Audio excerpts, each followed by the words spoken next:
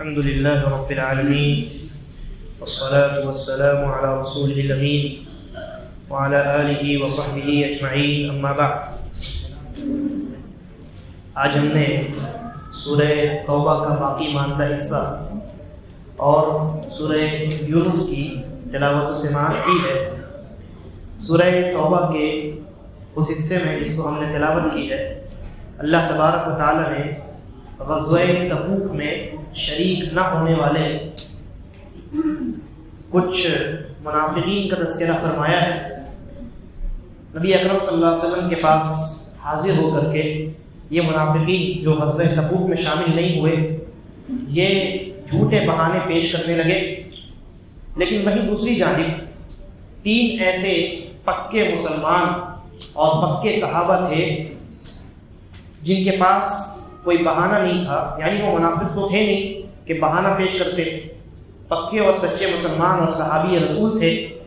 تو وہ تین ایسے تھے جو جنگ سے، غزوہ تبوک سے پیچھے رہ گئے، مدینہ ہی میں رہ گئے، مسلمانوں کے ساتھ انہوں نے جنگ نہیں کی. اور جب نبی اکرم صلی اللہ علیہ وسلم جنگ سے واپس آئے تو جہاں ایک طرف منافقین دھڑا دھڑ آ کر کے اپنے بہانے پیش کر رہے تھے کہ اللہ کے نبی فلاں وجہ سے، فلاں ریزن سے میں جنگ میں شامل نہیں ہو سکا، یہ سارے جھوٹے بہانے. لیکن دوسری طرف یہ تین صحابہ جو تھے یہ آئے اللہ کے نبی صلی اللہ علیہ وسلم کے پاس اور کہا کہ اللہ کے رسول، ہمارے پاس کوئی بہانہ نہیں ہے اور یہ حقیقت ہے کہ ہم سستی اور کاہلی کی وجہ سے آج نکلے کہ کل نکلے کہ پرسوں نکلے کرتے کرتے ہم سستی کی وجہ سے غزوہ تبوک میں شامل نہیں ہوئے. تو یہ بہت بڑا جرم ہے کہ یہ میدان میں مسلمانوں کے ساتھ شامل نہ ہونا، یہ ایک بہت بڑا جرم ہے. تو ان تین صحابہ نے اللہ کے نبی صلی اللہ علیہ وسلم کے پاس آ کر کے اپنی غلطی کا اعتراف کیا. یہ تین صحابہ کون تھے؟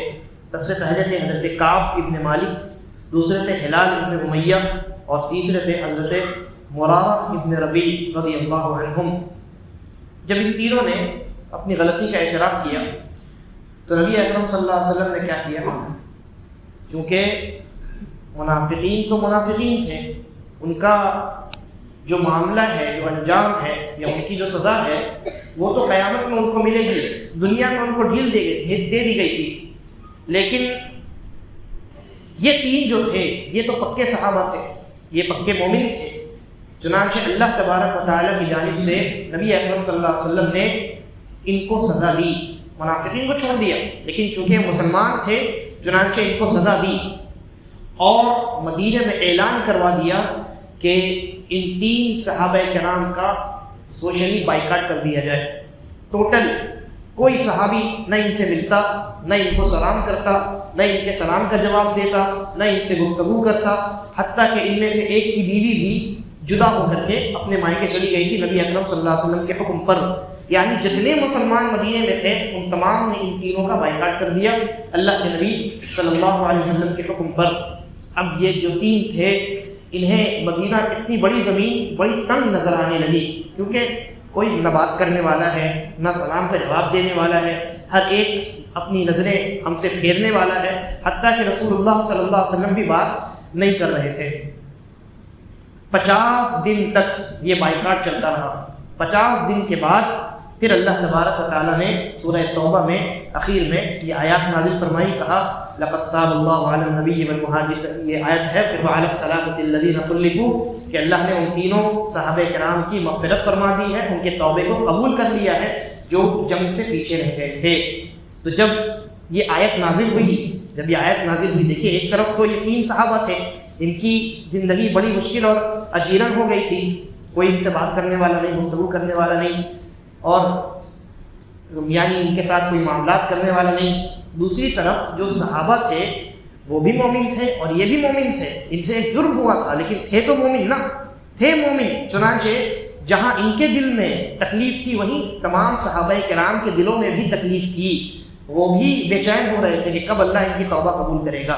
تو روایات میں آتا ہے کہ جب اللہ رب العالمین نے یہ آیات نازل فرمائی اور ان کا بائیکاٹ ختم ہوا اور یہ اعلان کیا اللہ رب العالمین نے کہ ان کی توبہ ہم نے قبول کر لی ہے، تو صحابہ کرام دوڑ پڑے اور ہاتھ ملا کر کے ان کو مبارکباد پیش کی اور کہا کہ اللہ نے آپ کی توبہ قبول کر لی. یہ مومن ہوتے ہیں. ایک دوسرے کے غم میں تکلیف میں شریک ہوتے ہیں. ایک مومن کو تکلیف ہوتی ہے دوسرے مومن کو بھی تکلیف ہوتی ہے. اس کے بعد سورہ یونس ہے. سورہ یونس میں اللہ تبارک و تعالیٰ نے کئی باتیں بیان فرمائی ہیں. حضرت نوح علیہ السلام کا قصہ اللہ رب العالمین نے اس میں بیان کیا. حضرت موسیٰ اور ہارون علیہ السلام کا بھی قصہ اللہ رب العالمین نے اس میں بیان کیا. اور اسی طریقے پر اس سورہ کا جو نام ہے سورہ یونس، اس سورہ کا نام سورہ یونس ہے. یونس علیہ السلام کی نام پر اس سورہ کا نام رکھا گیا ہے. اللہ تبارک و تعالیٰ نے حضرت یونس علیہ السلام کے قصے کو اس سورہ میں بہت مختصر انداز میں بیان کیا ہے. دیکھیے حضرت یونس علیہ السلام کے قصے کے دو پہلو ہیں. ایک پہلو ہے ان کی دعوتی زندگی کا اور ایک پہلو ہے ان کے مچھلی کے پیٹ والی زندگی کا. تو مچھلی کے پیٹ والا جو معاملہ ہے، جو مچھلی نے ان کو نگل لیا اور پھر ان کے ساتھ کیا معاملات پیش آئے، اس کا تذکرہ اللہ تبارک و تعالیٰ نے سورہ الصافات میں کیا ہے. اس سورہ میں اللہ رب العالمین نے حضرت یونس علیہ السلام اور ان کی قوم کا تذکرہ کیا. وہ اس طریقے سے ہے کہ حضرت یونس علیہ السلام اپنی قوم میں توحید اور اسلام کی دعوت دیتے رہے، ایمان پھیلاتے رہے، لیکن قوم والوں نے آپ کی دعوت قبول نہیں کی بلکہ ٹھکرایا اور آپ پر ظلم بھی کیا. حضرت یونس علیہ السلام نے جب یہ دیکھا کہ میری قوم اب ایمان لانے والی نہیں ہے اور اب میری قوم پر اللہ کا عذاب آنے والا ہے. نبی پہچان جاتے ہیں علامات سے، اثرات دیکھتے ہیں اللہ رب العالمین کی عذاب کے آنے کا. حضرت یونس علیہ السلام کو اندازہ ہو گیا. تو حضرت یونس علیہ السلام جب مایوس ہو گئے اور دیکھا کہ اب تو عذاب آنے والا ہے اور اگر عذاب آیا تو بڑی مشکل ہو سکتی، چنانچہ آپ نے اس علاقے کو چھوڑ دیا. جس قوم میں آپ کو بھیجا گیا تھا آپ نے اس علاقے کو ترک کر دیا. وہاں سے آپ نکلے اور سمندر میں کشتی پہ سوار ہوئے اور کسی دوسری جگہ کا آپ نے رخ کیا. پھر وہ الگ قصہ ہے کہ وہاں درمیان میں طوفان آیا اور کشتی میں پریشانی ہوئی. حضرت یونس علیہ السلام نے سمندر میں چھلانگ لگائی اور مچھلی میں آ کر کے ان کو نگل لیا. وہ واقعہ اللہ رب العالمین نے سورہ صافات میں بیان کیا ہے. یہاں کیا ہوا؟ یہاں یہ جو قوم تھی جس پر اللہ کا عذاب بالکل آنے ہی والا تھا، یعنی طے ہو چکا تھا لگ بھگ، حضرت یونس کو بھی اندازہ ہو چکا تھا، تبھی نہ وہ چھوڑ کر کے چلے گئے.